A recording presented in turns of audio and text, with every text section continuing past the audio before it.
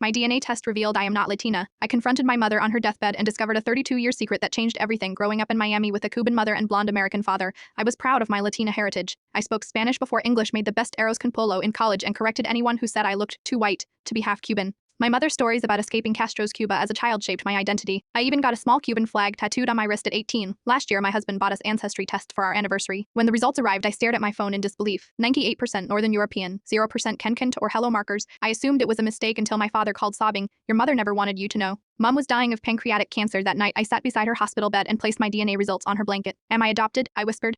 She shook her head weakly. "Number, you are my daughter." The truth fueled out between labored breaths. My mother was born Margaret Wilson in Nebraska. She'd invented her Cuban identity after a semester abroad in Spain, where she fell in love with the language and culture. By the time she met my father in Miami, the lie was her reality. "I became more myself as Margarita than I ever was as Margaret," she whispered. "Was it so wrong to choose who I wanted to be?" She died 3 days later. Now I have a half-removed tattoo and an identity crisis at 32. But sometimes I still catch myself making my mother's recipes, speaking her borrowed language, and wonder, does blood matter more than the stories that raised you?